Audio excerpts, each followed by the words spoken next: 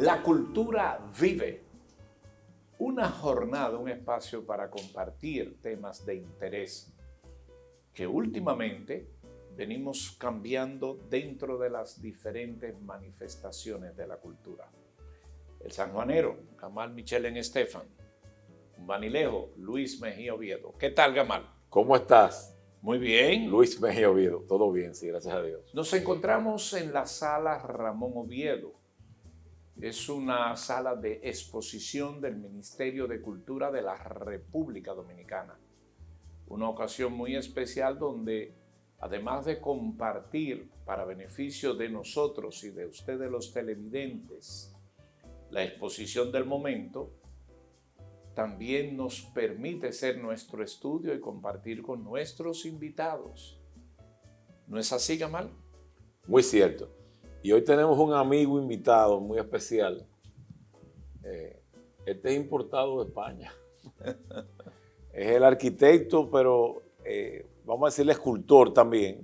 Escultor y con mucho reconocimiento, Arturo Bernet, que viene desde Madrid y no quise desperdiciar el momento para poder entrevistarlo y dar a conocer su magnífica obra escultórica. ¿Cómo estás, Arturo? Muy bien, muchas gracias, Gamal, por tu invitación y también por la tuya, Luis. Disfrutando de la ciudad y del país y de sus personas. Cierto. Quería yo iniciar con ambos. ¿Qué relación guarda la arquitectura, el estudio del arquitecto con la escultura? Buena pregunta. Pues a título personal me gustaría contestarte, pero antes de nada te diría que a nivel general yo creo que las diferencias que hoy hay entre una bella arte y otra es muy sutil, ¿no? Se pasa de la arquitectura a la escultura o de la escultura a la pintura o a la fotografía sin darte cuenta, ¿no? Realmente las herramientas ahora mismo pues, que utilizamos todos los creadores son las mismas, ¿no? De modo que sin darte cuenta estás haciendo una cosa u otra, ¿no? Y desde mi punto de vista, pues lo estaba comentando antes en estas palabras que todos tenemos antes de empezar el programa.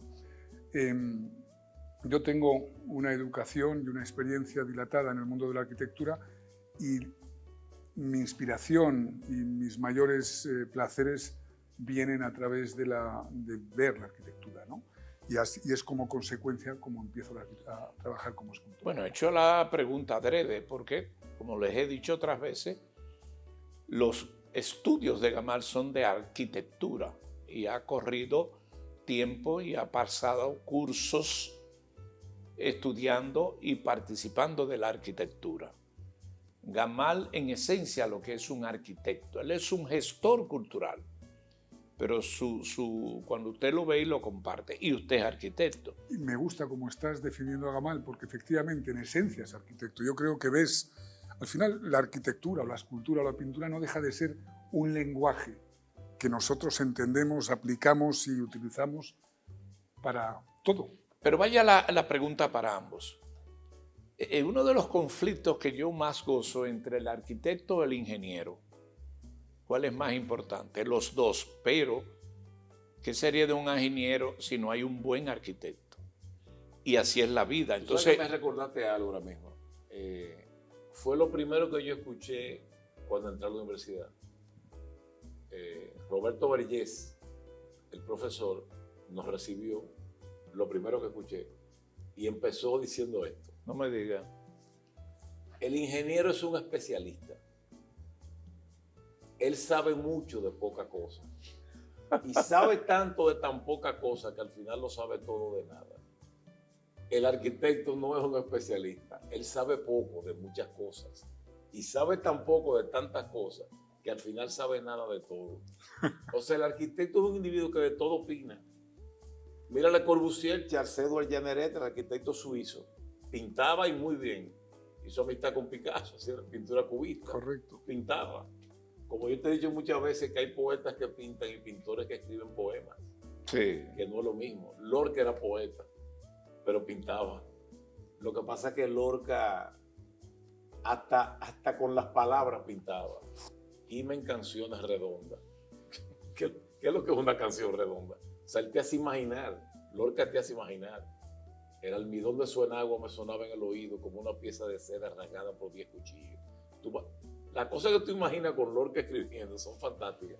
Pero también él pintaba, hacía pintura surrealista, influenciado por Salvador Dalí. Para entender a Iván Tovar, dominicano, Sí. Un gran artista que tú has tenido experiencia con la obra de él, hay que leer un poema donde él habla de sí mismo y te ayuda a entender mejor lo que él hacía en un surrealismo que era muy peculiar. Pero también escribe poesía, Iván. Hay un poema de él Perdón. que me hace conocerlo. Es un poquito extenso, pero de ahí que yo veo la obra de él, la entiendo. Él habla de su sombra. Me he convertido en mi sombra. O sea, es surrealista el poema. Yo le hago la pregunta con avidez de aprender, porque en toda obra de la humanidad, de los ingenieros, hay un cálculo. Pero en el arte hay cálculo, hay diseños, hay trazados. Gamal ha enseñado aquí geométricamente obras que son más grandes por esa dimensión. El cubismo, por ejemplo. Ahora, el arquitecto tiene que tener creatividad. Y sin creatividad no hay arte. Entonces, de ahí la asociación. ¿Cómo se manifiesta en ustedes que terminan siendo escultores? Uh-huh. Entonces quería ver si los grandes escultores fueron arquitectos. Y tu escultura a veces es arquitectónica. Sí, correcto, Sí. efectivamente. Le Corbusier decía, por ejemplo, le preguntaron, ¿la arquitectura es arte? Dice, sí, porque es un hecho plástico. Claro. Ahora, fíjate. No está registrado, pero es arte la Y arquitectura. la escultura contemporánea no es Caro Cruz. Tú vas al sepulcro de Lorenzo de Medici y lo miras de frente. A la hora de rodar hay que darle la vuelta. O sea, tiene infinitos puntos de vista. Pero tú ahora parece lo que vemos en pantalla, es como si fueran arquitecturas. Sí, es bellísima. Correcto, y además no deja de ser todos los elementos espaciales con los que trabajo proceden de la arquitectura. Al final hacemos lo que aprendemos, ¿no? Y yo aprendí en el campo de la arquitectura. Y efectivamente es curioso lo que estabas hablando de la geometría, de las proporciones, del ritmo, de la armonía. Todo lo que emplean los arquitectos lo empleamos los escultores, y yo estoy convencido que los pintores y los fotógrafos y cualquier creativo, al final lo que estamos manejando son las mismas herramientas para terminar llegando al mismo lugar, y es conmover al individuo, ¿no? Más que darle una utilidad. Qué bueno. Bueno, un poco hablar de su obra, cómo se forma, cuándo comienza, cuándo está la chispa y sus primeros trabajos. Pues mira, yo creo que las cosas, Luis, no ocurren por una sola razón. Son muchas razones las que dan lugar a que las cosas pasen. En el año 2004 me encontraba trabajando en un estudio de arquitectura, Estudio La Mela, que en ese momento estaba terminando la ampliación del Santiago Bernabéu, el estadio de del Real Madrid, sí, de fútbol. Estaba también terminando la nueva terminal de Barajas, del aeropuerto Barajas, edificios corporativos, grandes edificios de viviendas en España y fuera de España. Y yo trabajaba desde hacía tiempo en ese estudio. Y la verdad es que encontré una oportunidad vital y una necesidad también de dar el salto a la escultura que años antes había abandonado por la arquitectura, ¿no? Y bueno, pues ese motivo y otros 15 más, no quiero extenderme. Trabajando en hierro. Trabajando en hierro, sí. La verdad es que es un material que por sus características físico-mecánicas se adapta a mi lenguaje. El hierro es un material muy noble, ¿no? Es anisotrópico, es decir, funciona de igual manera en todas las direcciones. Tiene una respuesta al clima muy interesante, muy fiel. Me sirve para poder crear estas piezas que, gracias a Dios, estoy instalando en muchos lugares del mundo. Perdonen la ignorancia y la irreverencia. Hierro tratado, ¿verdad? El hierro, ¿cómo se maneja eso para una escultura que en el tiempo pueda permanecer? No, una buena pregunta. Vamos a ver. El hierro se hace a través es como una papilla, ¿no? Tú vas metiendo ingredientes en función de las necesidades que requieres del material, ¿no? Entonces, pues está el acero al carbono, está el acero inoxidable, está el acero corten. Hay diferentes tipos de acero que funcionan de manera diferente en función de para el uso que lo requieres, ¿no? Entonces yo, por ejemplo, recomiendo en lugares cercanos al mar, donde hay una elevada salitre, humedad, temperatura, cambios de temperatura, pues recomiendo el acero corten porque funciona de una manera muy peculiar. Se oxida para protegerse de la corrosión, de modo que cuanto más se oxida, más protegido está del deterioro del material, ¿no? Pero de igual manera hay otra serie de materiales, aceros con diferentes composiciones que sirven para una cosa u otra. Por ejemplo, el acero inoxidable pues es un material que también puede crear unos efectos con los reflejos, cómo absorbe la luz, los colores, oye, que en un momento dado puede interesar para una pieza u otra.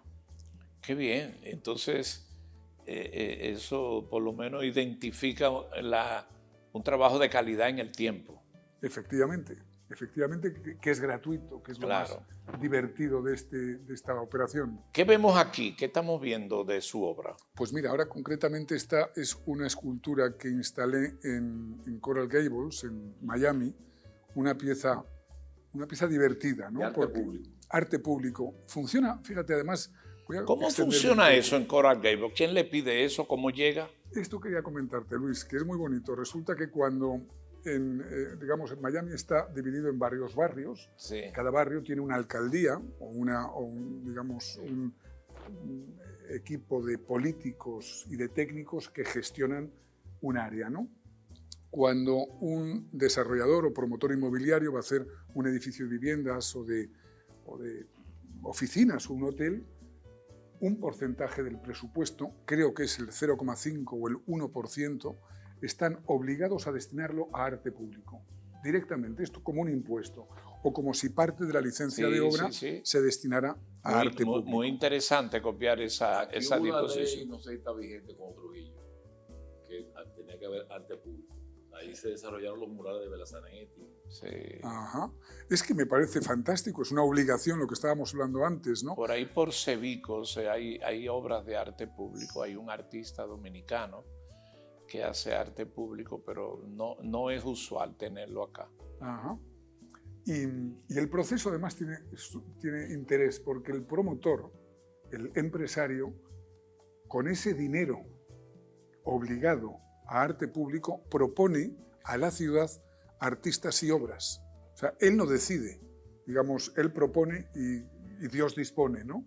Él propone, el empresario, oye, pues quiero proponer estos 4 artistas, estas 5 obras, y la alcaldía, junto con una votación popular, si no votación popular, al menos una participación popular, elige la pieza más adecuada para el lugar que se va a instalar. Bueno, con esta obra de nuestro invitado nos vamos a ir a una pausa para regresar y ver mucho de su obra, porque la escultura es nuestro tema central de hoy en La Cultura Vive. Regresamos.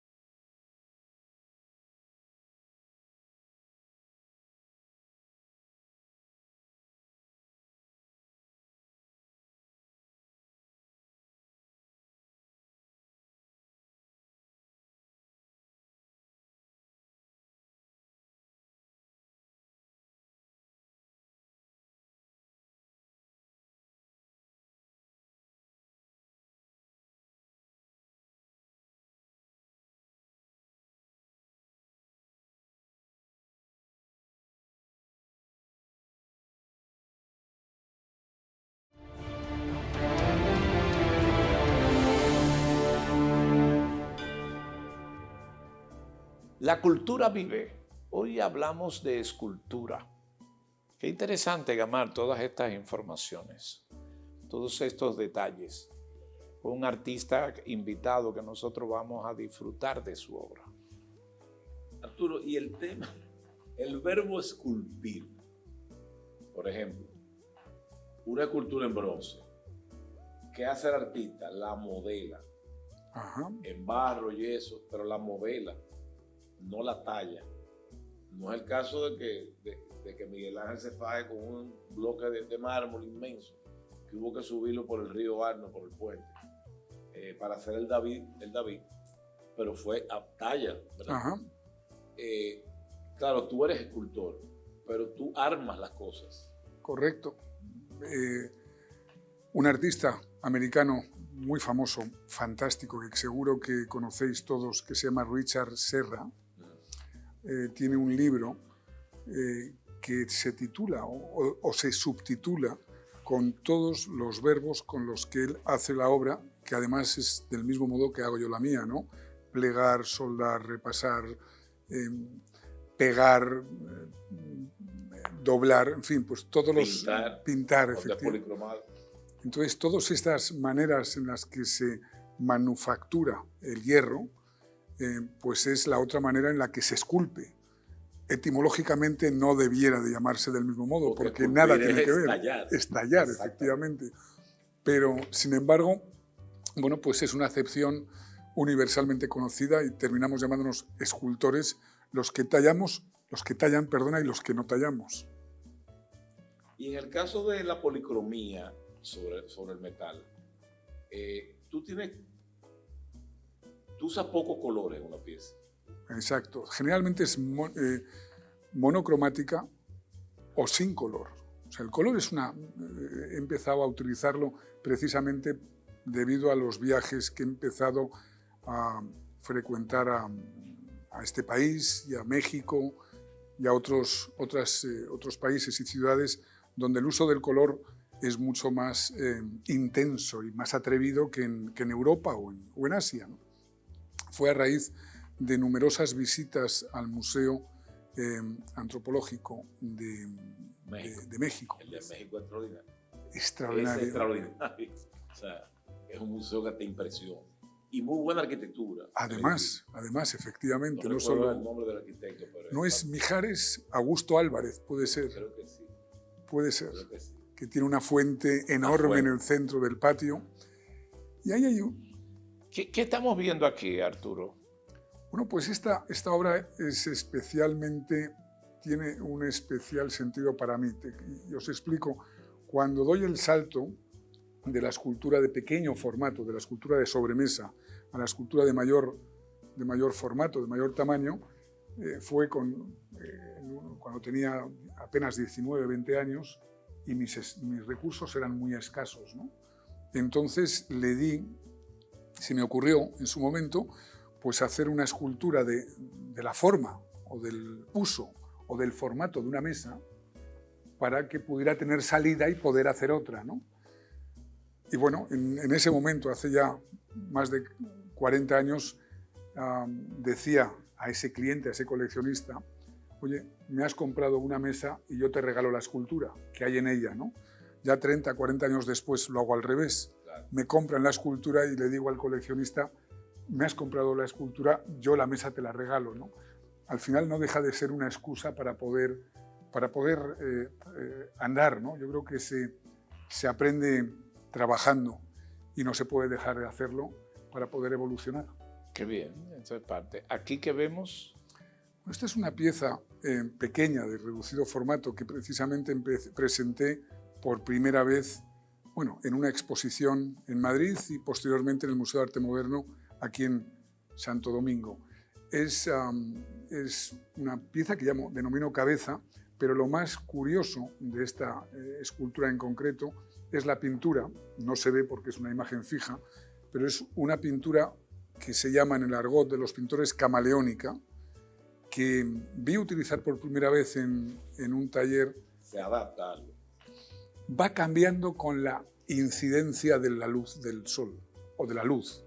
Entonces tú vas caminando en torno a ella y va cambiando de un rojo a un amarillo a un dorado de manera natural y por lo tanto te obliga o te incita a caminar. Es como una escultura cinética, como Cruz Díez podía hacer con sus cuadros, que al ver que van cambiando conforme te mueves, pues te obliga a seguir moviendo. Interferencias. Correcto. Y me parece muy interesante este tipo de movimientos que te obliga la obra.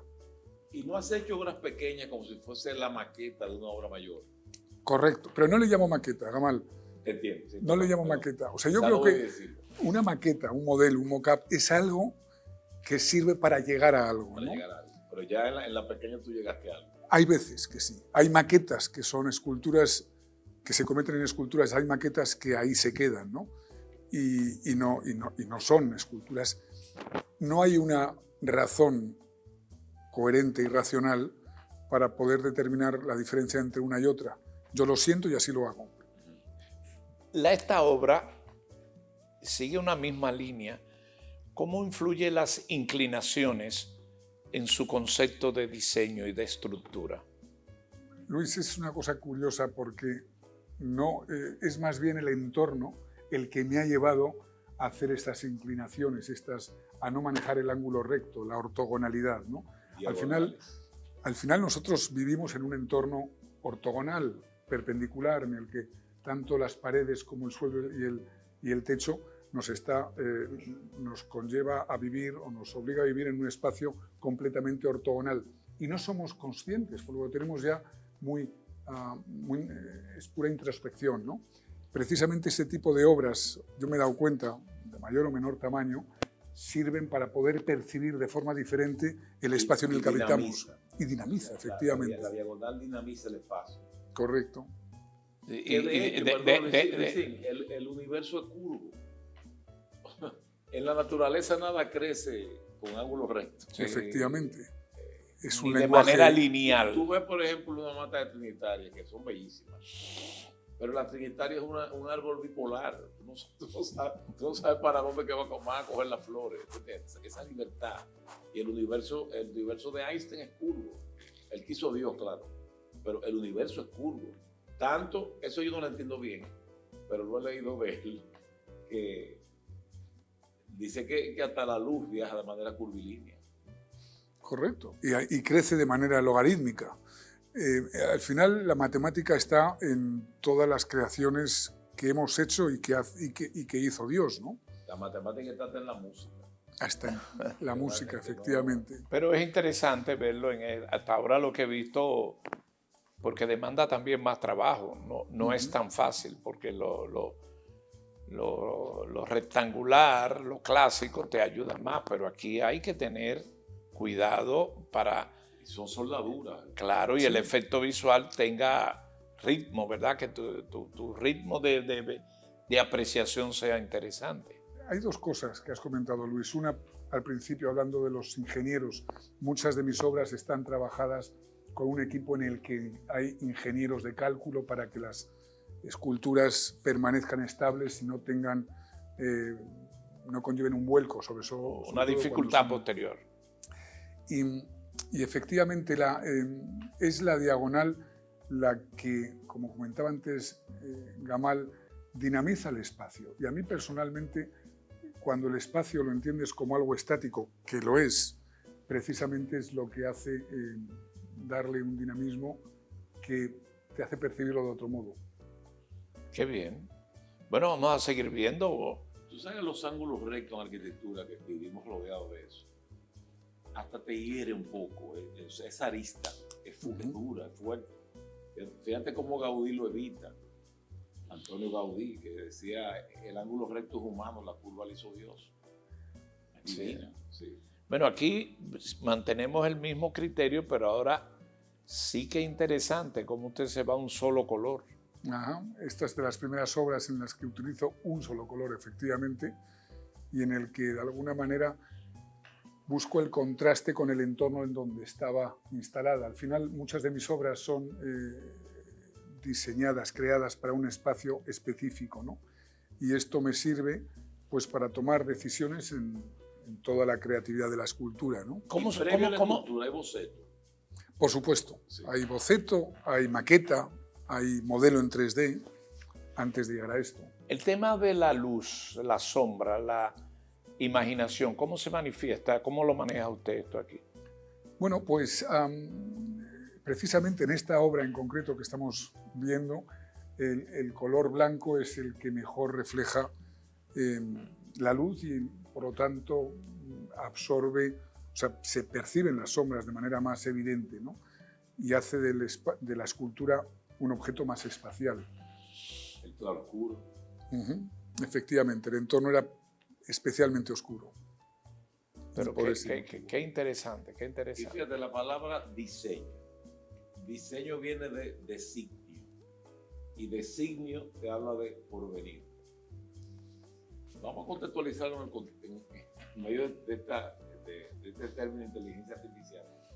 Lo primero que hay es una idea. Ajá. Una idea que se va a ejecutar en el porvenir.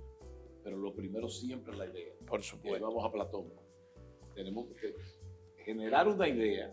El diseño es eso, que en el designio se va a ejecutar.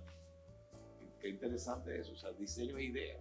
Tengo una hija, Sofía, la pequeña, que está estudiando diseño, y lo más importante que yo creo que la he enseñado hasta el momento es para inculcarla precisamente que no es importante empezar queriendo hacer las cosas bellas, sino tener una idea rotunda que con ella te lleve a algo bello. Claro. Pero es secundario, es una consecuencia la belleza a la idea, ¿no? Qué bueno. ¿Qué tenemos acá? Bueno, esta es una pieza muy conceptual en el que básicamente lo que estoy es dividiendo el mundo en cuatro, ¿no?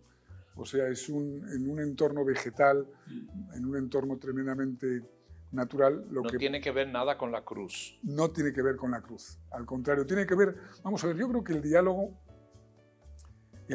entre personas, entre formas, entre espacios, empieza precisamente por contraposición.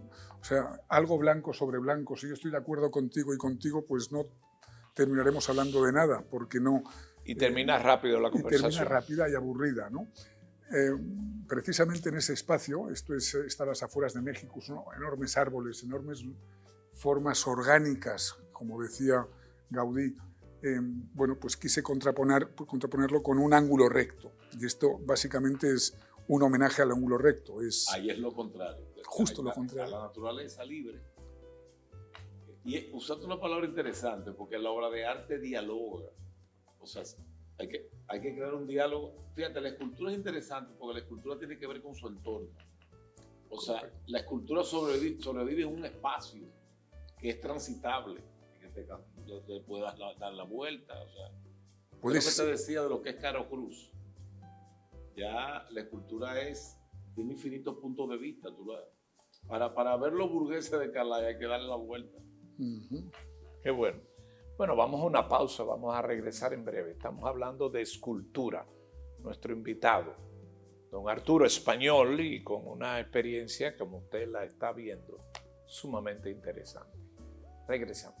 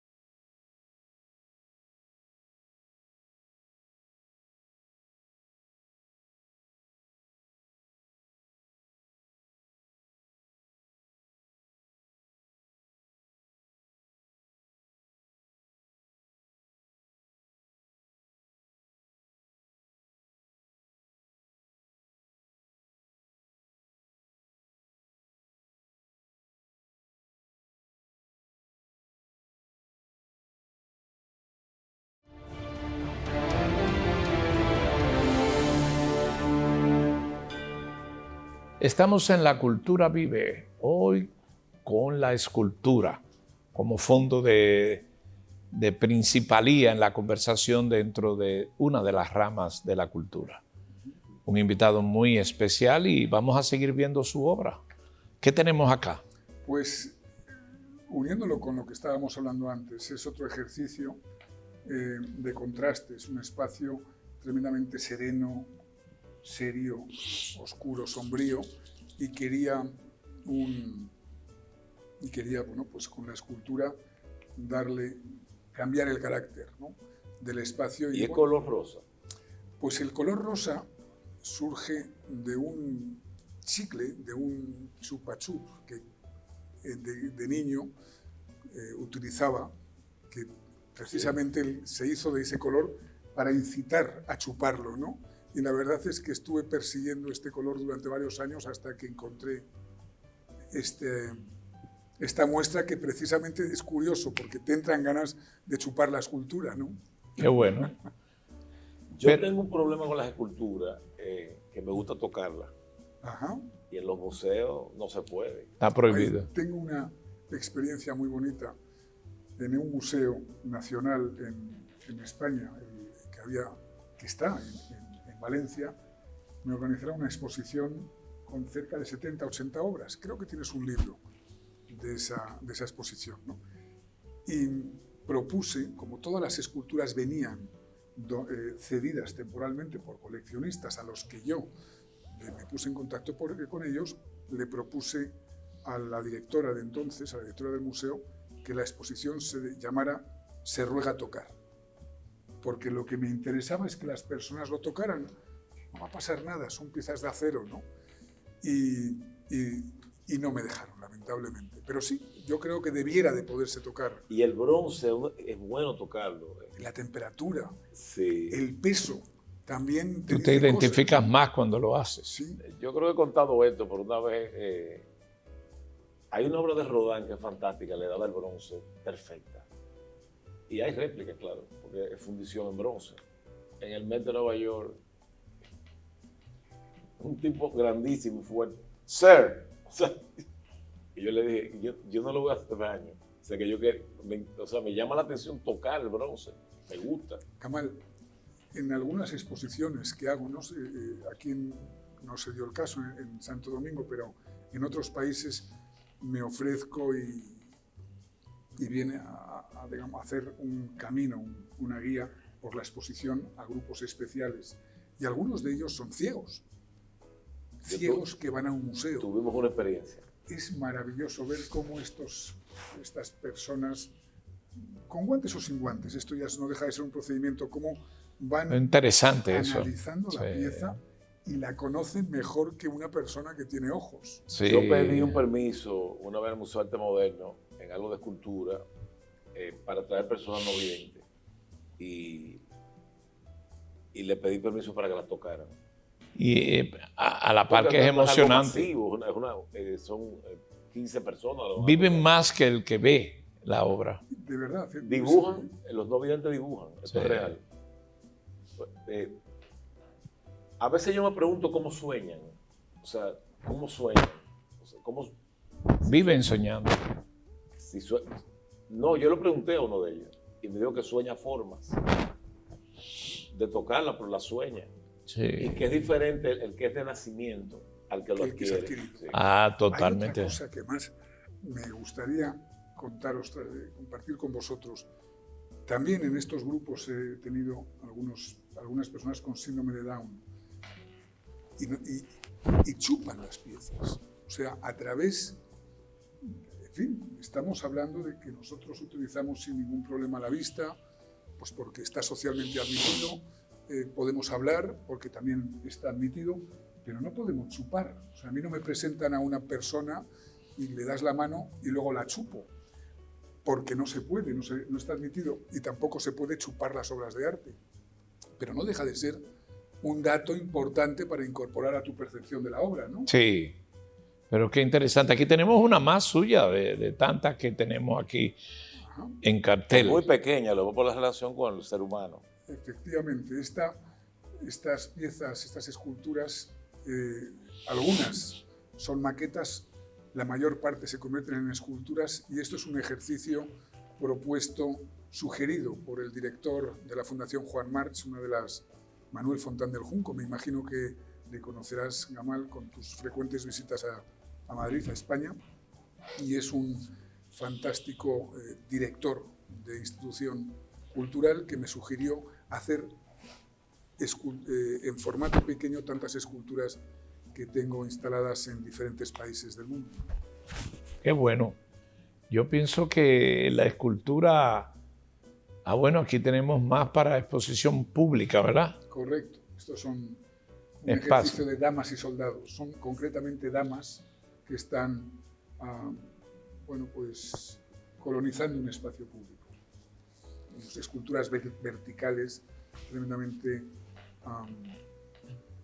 estilizadas, ¿no? Yo disfruto estas cosas porque como el arte de la escultura te cambia la visibilidad de un espacio que antes pudo haber sido uno más, pero una simple obra, una obra pequeña o grande te lo cambia. Sí, te da otra percepción del Te espacio. crea un sentido de lugar. Claro. Por ejemplo, Y te valoriza el espacio. yo participé de algo con una artista dominicana, Maya Salazar, que donó al Parque Iberoamericano, Sí. con nuestra alcaldesa presente, Carolina Mejía, y amiga querida. Y yo dije unas palabras ahí, y yo le dije, quizás lo más importante que está pasando aquí es que en este parque va mucha gente a caminar. Esa escultura crea sentido de lugar. Y ahora la gente se sienta en torno a la escultura. O sea, da el sentido de lugar, de sitio. Sí, ya eso es un sitio. El sitio de la escultura. Ese es el arte. Antes no existía. Bueno, antes era parte de un parque, pero ahora hay un hito ahí. Exacto. Que crea sentido de lugar. Que lo identifica. Correcto. ¿Qué tenemos acá? Esta pieza es una máscara. O sea, es una evolución de otras esculturas que yo llamo cabezas y surge precisamente de estos tantos viajes a los países de Centroamérica y Norteamérica, como México, en el que hay una cultura especial por las máscaras en toda la cultura mesoamericana. Yo estaba hospedado en el Paseo de la Reforma, ¿sí? en un hotel Barceló, en el piso 11, y me tocó el día de la Catrina, ese diseño de posada en México, que ahora Luisín, óyeme, eran kilómetros de seres humanos. Yo digo, pero esto no puede ser, o sea, es que no tiene fin. Era una masa humana, viéndola yo desde un piso 11, que quise bajar y me sentí atemorizado. Porque era una cosa que no tenía fin en el Paseo de la Reforma. Que Ciudad de México es una ciudad espectacular. Maravillosa. Sí, maravillosa. Entonces cerraron para los vehículos el Paseo de la Reforma, que se llama, que es importante. Y parece no tener fin. Bueno, eso es parte. Con sus máscaras, con la serpiente emplumada. Sí. Y es un homenaje a la cultura mesoamericana, efectivamente. Pero la verdad que usted tiene, con esta quiero, muy diferente también, pero tiene definido muy bien los espacios. Qué interesante. Pero parece un modelo de arquitectura. Sí, podría ser perfectamente un complejo, ¿no? Un complejo. Claro, que se va a desarrollar. Esto es un homenaje a estas piedras que son tremendamente, con un color muy vivo, los jades, muy vivo en su interior, y al exterior son bastante aburridas, ¿no? Era de alguna manera representar ese elemento mineral. En tu arquitectura, escultura, o sea, tú tendrías entonces una tendencia a admirar mucho la obra de Mies van der Rohe, por ejemplo. Muchísimo. Mies van der Rohe. Parece el diseño de Mies. Sí, tiene no deja de ser un maestro del que bebí durante muchos años, desde la infancia. Que la frase menos es más, se la atribuyen a él la decía, pero es de Art Reinger, no es de él. Pero es interesante también la importancia del vacío. Sí, efectivamente. ¿Y aquí qué tenemos? Pues esto es otra pieza también divertida. Yo le llamo el vacío, precisamente lo acaba de decir Gamal. Digamos, aquí trabajo en la sombra, ¿no? Sí. No es importante el objeto matérico, sino la sombra que produce precisamente al estar iluminada de un modo u otro. Es algo lúdico, sí. Bueno y qué interesante esta obra que estamos viendo, cómo su relación con Dominicana, con quien conoce acá en República Dominicana. Mucha gente, la verdad. He tenido suerte de poder disfrutar. Grandes coleccionistas. Y hemos coincidido en manera de pensar. Sí, efectivamente. Coleccionistas como quienes que se puedan saber de su obra acá. Pues me imagino, no creo que haya necesidad de guardar secreto, ¿no? Pero, por ejemplo, una de las personas que más me ha ayudado es Tony Caro, la familia Caro. La familia Caro. De miniaturas. Sí, La familia Caro en materia del arte es de los referentes. Está en el top 5. Que a veces está en el top 3. El papá y No. Antonio Abela Zanetti aquí. No. La familia, los dos hermanos, Sí. su padre, la verdad es que son referentes en el plano. Buenos arquitectos, tuve el diseño del Museo de Otra vez los arquitectos. Sí, efectivamente. Risek, por ejemplo, es otro coleccionista que además tiene mucha Pero usted relación con está al más toda- alto nivel acá. Trato de Porque yo estar- creía que usted estaba a trato de nivel de estar- Gamal. No, pero espera, usted está a nivel de Risset, de Caro O y sea, está a nivel Michelin. de Gamal. No, porque a nivel de Gamal yo, ¿verdad? Ahí tú te mueves. Sí, pero ya usted está Caro, Risset, pero Pepino Bonanelli, por ejemplo. es pero otra venga persona. acá, pero todo lo suyo es internacional Tres también. grandes personas. Y coleccionistas Sí. del más alto nivel. La casa de Tony Caro es fantástica. Sí. Sí, las dos. La que tiene en Romana también es muy bonita. Pero- muy interesante. pero vaya tiene, que- tiene un estilo corbusieriano. Sí, Pero además ambos, yo le digo los Caros, son ciudadanos de bien, Sí, personas sí, honorables, familias, sin ningún ruido Buenos en ninguna profesionales. materia, No. pero su esencia es la arquitectura. correcto. Y es curioso, anoche, hace 2 noches estaba cenando con ellos y hablaban de cómo poder incorporar iniciativas artísticas y ayudar a través de diferentes actos a los artistas dominicanos e incorporar obra de arte, escultura en la ciudad. En fin, están muy Ellos tienen sensibles. vocación de mecenas. Tienen la Sí, vocación. lo son, como no. Y mira, personas de tan alto nivel en todos los sentidos, porque tú los puedes ubicar como empresarios de más alto nivel, áreas específicas, porque... Desde el punto de vista cultural. Y cuando tú te vas a la cultura, pero te vas también, son banqueros, son un poco de todo, pero tienen un punto en común, la humildad, Sí. el trato, personas La preocupación afables. por el país, por la gente. No, y Real, aportan, además, no es una máscara. ¿no? aportan y no les gusta que se diga.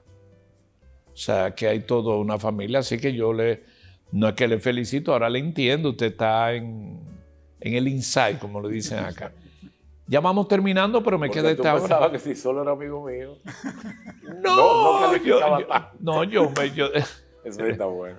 yo decía, bueno, está a nivel de Gamal, yo estoy a ese nivel, este es un hombre de nuestro inside, Al pero contrario, con todas las personas a las que yo ahora conozco, quiero yo ser amigo suyo. todo el mundo habla de Gamal con una admiración y un respeto que... Pero es que si no, además Gamal llama.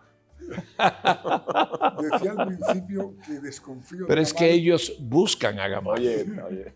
desconfío de Gamal porque no tiene enemigos y no se puede confiar de alguien que solo tiene amigos, ¿no? Y la verdad es que todo el mundo le admira, al menos... No, los que yo él no conozco. tiene enemigos, él lo que tiene 2 o 3 envidiosos que lo quieren matar. Bueno, pero estos no son enemigos. No, esos son envidiosos. Esos son envidiosos. Porque este país está lleno de... Mire, vamos a dejar ese tema. Porque esta es una Vamos a hablar de entrevista. cultura, Sí, vamos, esto va muy bien. Vamos. Tú has hecho esculturas monumentales, pero de un tamaño considerable, o sea, muchos metros. Pues concretamente te diría que la de mayor tamaño tiene 12 metros. Sí, exacto. Ahora estoy trabajando en una pieza de 40 metros, Wow. que es pues como un Pero edificio es un trabajo de 10. duro. Es un trabajo duro, largo, que se acerca a la arquitectura más de lo que yo quisiera. Porque la gran diferencia entre la arquitectura y la escultura es el tiempo, no el espacio. O sea, maneja las mismas... Códigos similares. Exacto, pero es el tiempo lo que la hace diferente, ¿no?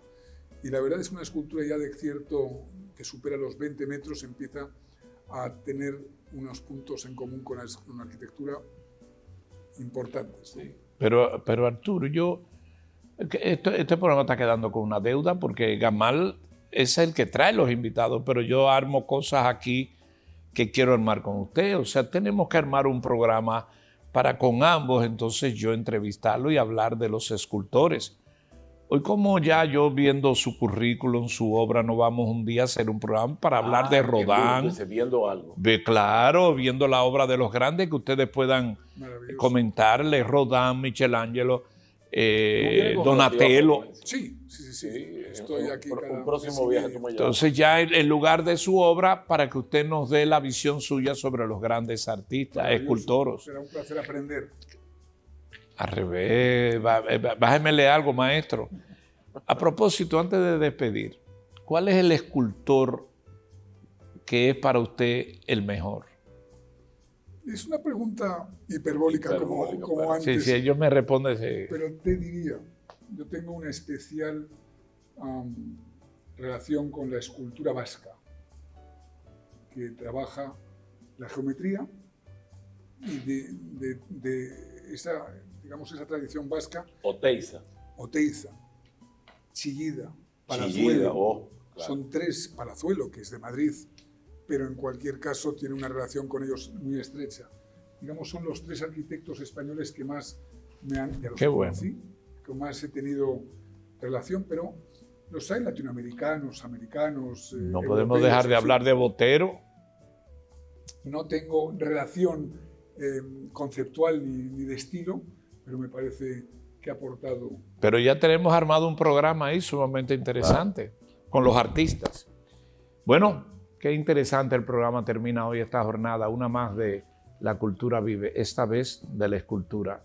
Seamos escultores de nuestras propias vidas y de la cultura. Hasta la próxima.